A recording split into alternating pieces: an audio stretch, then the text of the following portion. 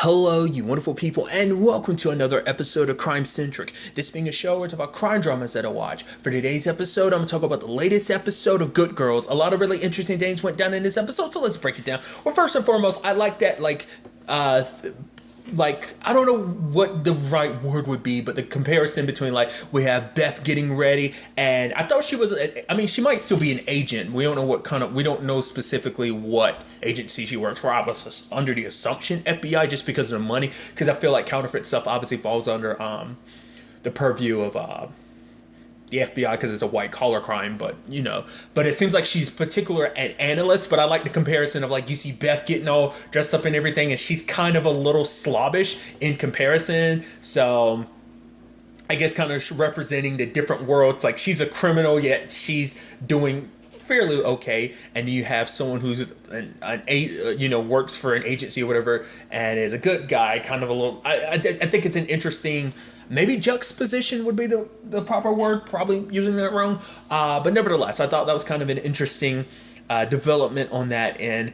And obviously, Beth kind of getting a little dolled up for Rio because it's like, want to make everything seem like it's A-okay, getting the money.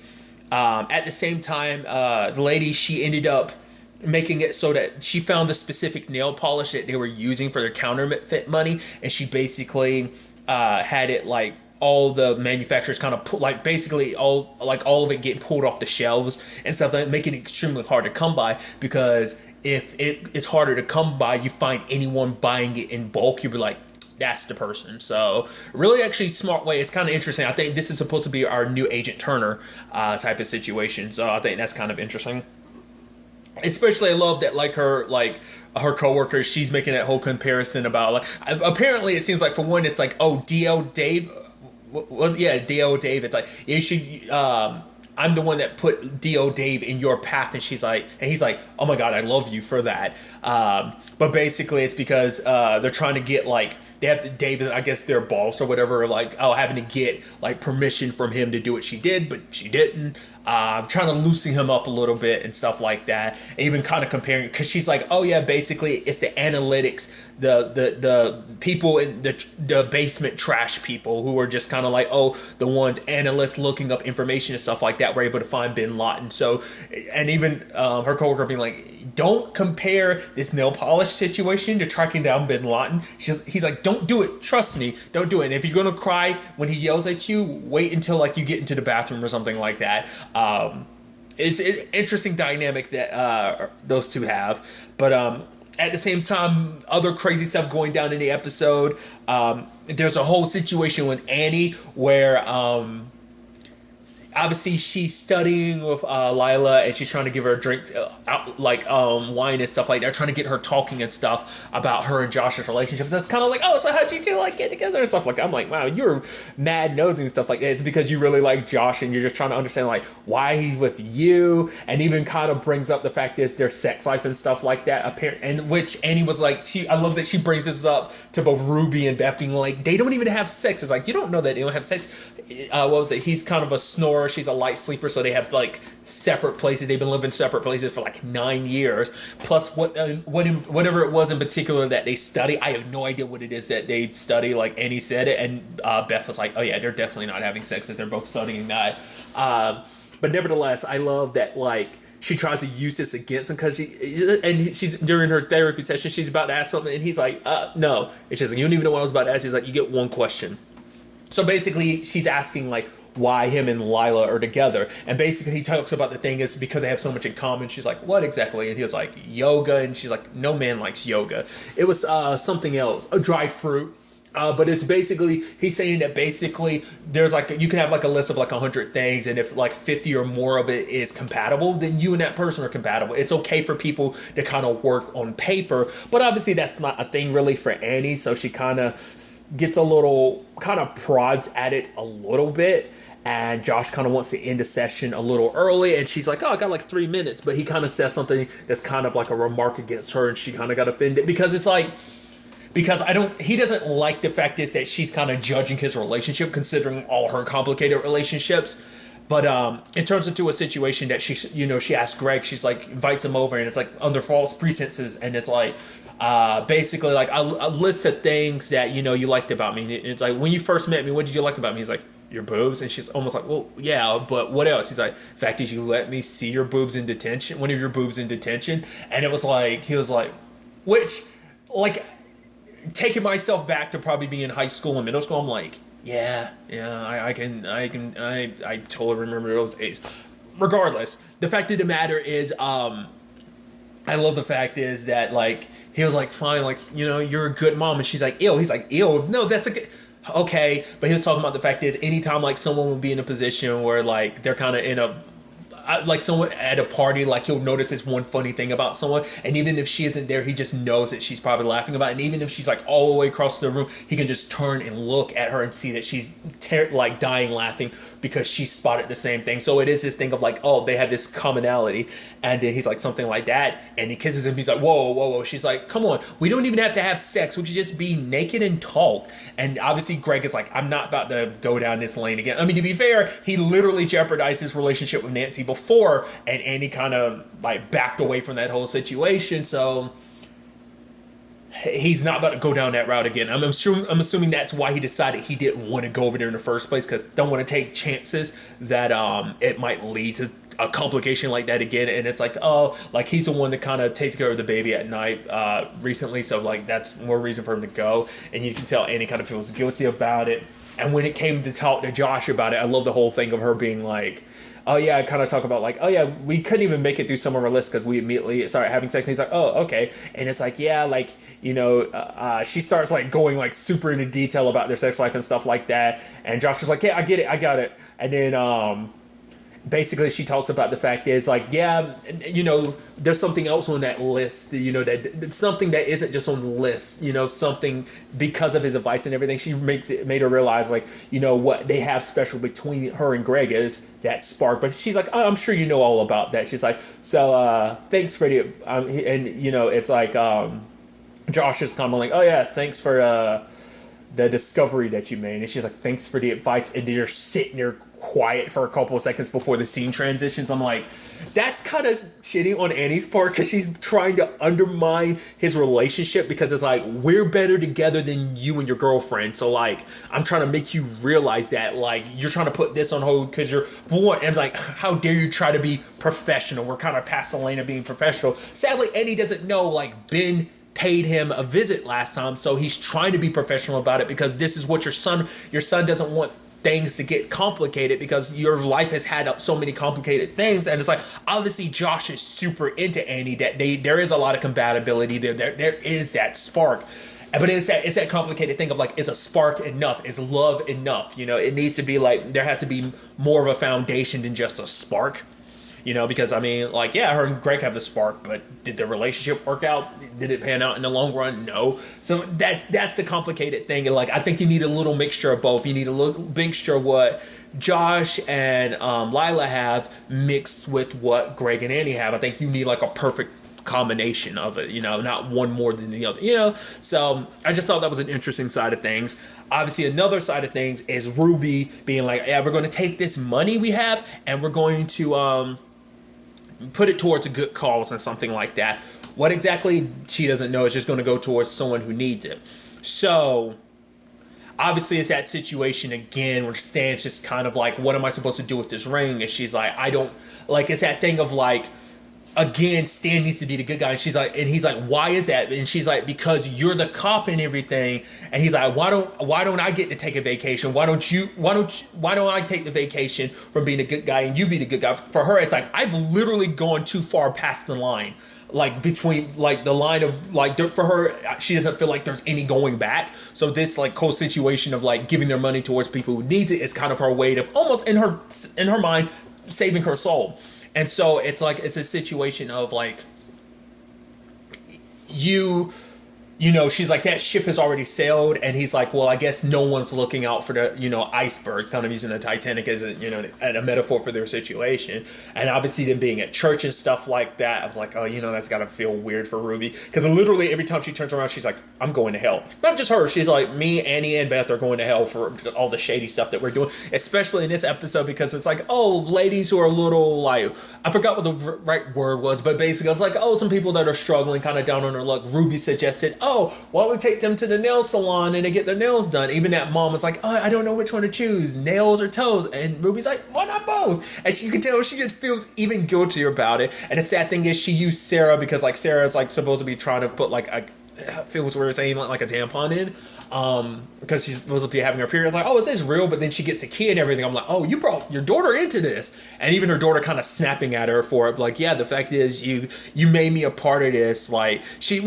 always been a little snippy towards her mom, like, oh, you're like a hypocrite and stuff like that, because it's like you want to talk about being good and stuff like that, being like, oh, you're telling me it doesn't matter what you stole in the grand scheme of things. But it's like her daughter being snappy with her, and then she's like, okay, you want to act like you're grown. The fact is, like, and Ruby kind of basically lays that out, you don't know what kind of situation I'm in. It's easy to judge because you want to be over there acting like you're grown and everything, but you don't know anything. You're still a kid. The fact of the matter is, I did what I did. You think I did it for fun? That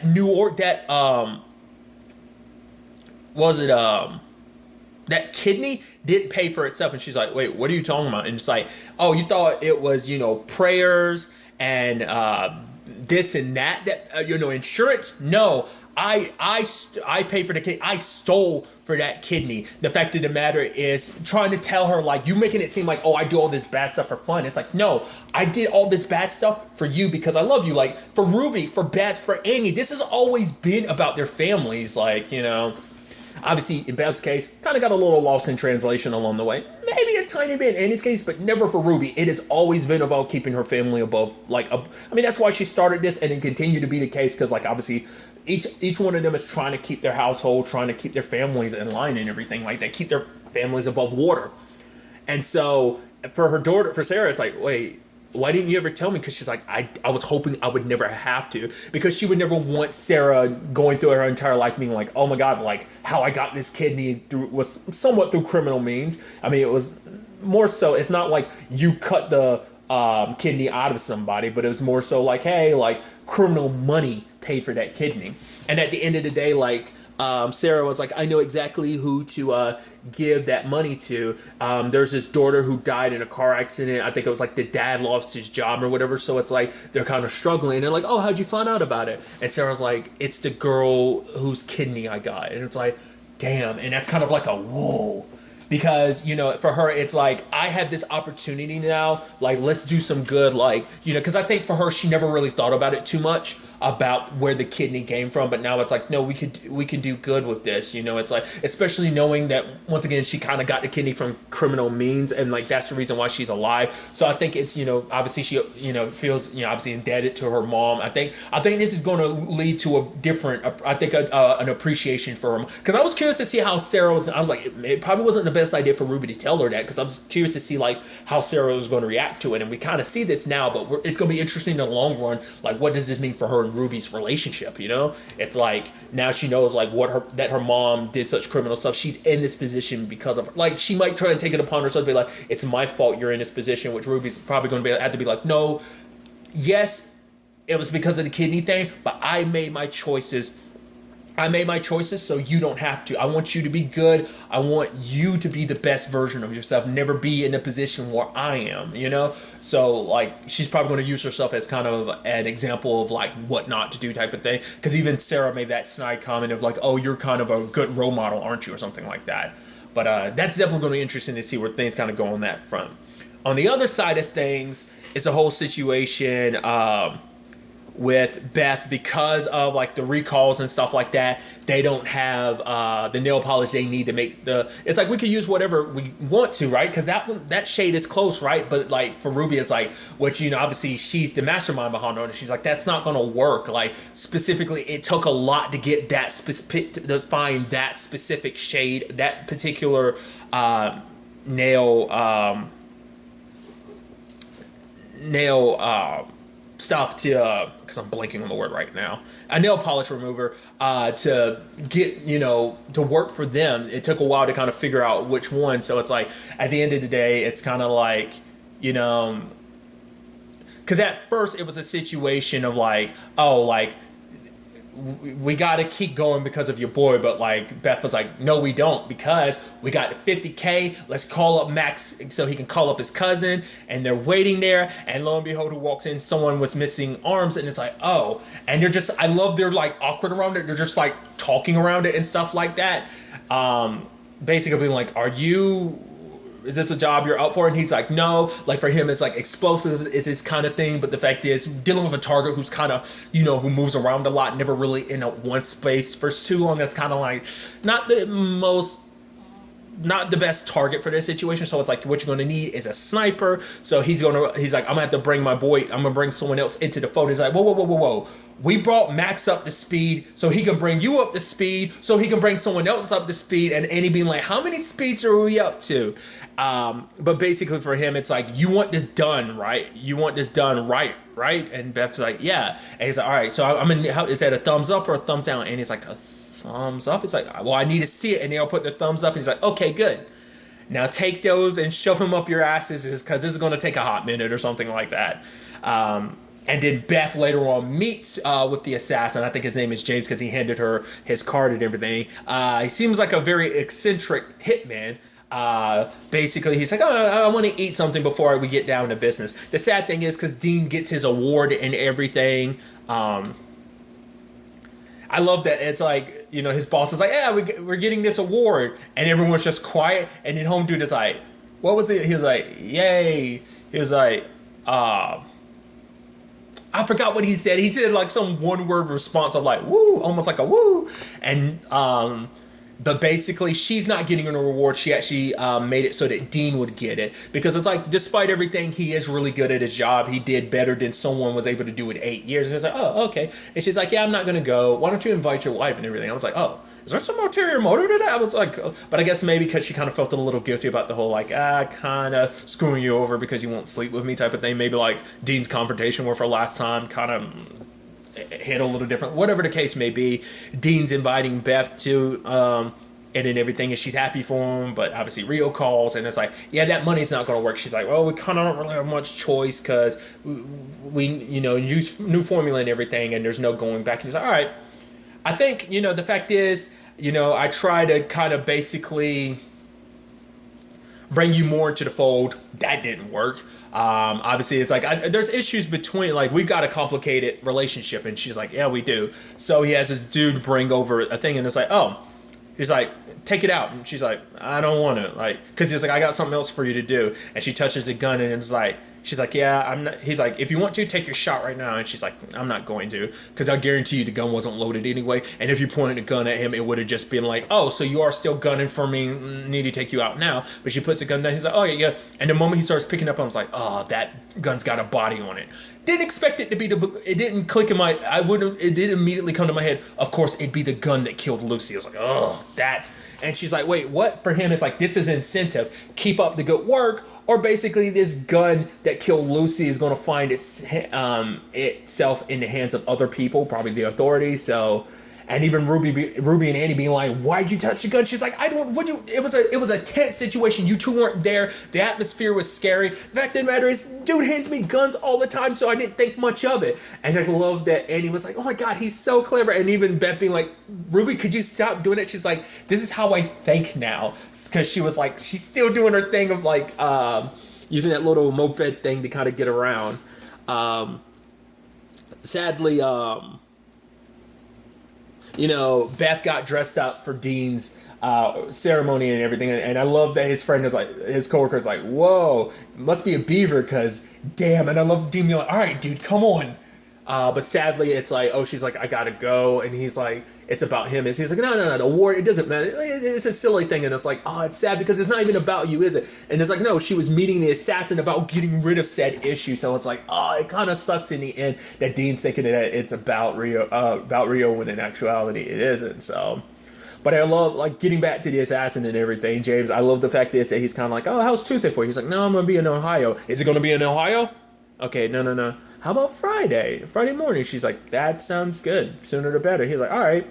Basically, they still have to pay him because it's like, she's like, whoa, it's 60. I thought it was going to be 30,000. It's like, oh, that was the price you heard from you mean the guy with missing arms? Not unless you want him to do this. It's like, no, then we'll invoice it. So they've kind of got that set in motion because for him, he talks about the fact that he's kind of like basically breaking it down lawyer wise. Like it's almost like hiring a lawyer, like pay by the hour because he has to, get to know the target, follow them, kind of know their pattern, know like when's the best place to strike and stuff like that. So.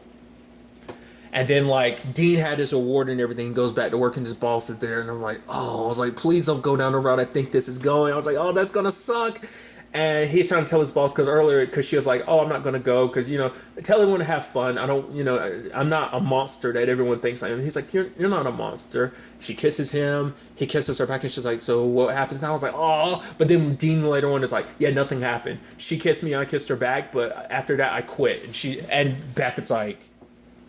I think that speaks volumes because in the past when he had multiple affairs, he didn't say anything. In fact, is he fessed up to this? It's because for him, it's like, I don't want her. I want you. And he's like, if you want me to stay with my parents, sure. He's like, but if I could stay, I would want to stay. And he's about to leave, but Beth is like, Dean, stay. Because I think for her, it's a thing of like, she realizes what Dean's kind of going through. And the fact is, once again, it speaks volumes. The fact is he said something because she's like, even he was like, I know with my track record, you're not going to believe me that that's all there was to it. But, And I think for her, it's just kind of like, well, I've had my complicated situation. And I know how much this has kind of been impacting you and stuff like that. So she might bring him more into the fold of like, okay, so I wasn't with Rio. Okay, here's the truth. I was with the hitman. Wait, what? Yeah, I'm hiring a hitman to kill Rio. So... And obviously, like, Rio is dropping off the money, picking up the money and dropping off their payment, stuff like that. He's like, how are you? And she's like, she got a big smile on her face, incentivized. Like, I think just because of everything right now, it's like, oh, yeah, like, I'm incentivized to make sure that you're dead, to make sure this goes through. So, a lot of interesting elements to kind of keep in mind. Curious to see where all of this ends up taking us going forward into the next episode. But really, that's all I want to talk about. Till the next time we meet, be happy, be safe, live life to the fullest, and enjoy it. Good day and good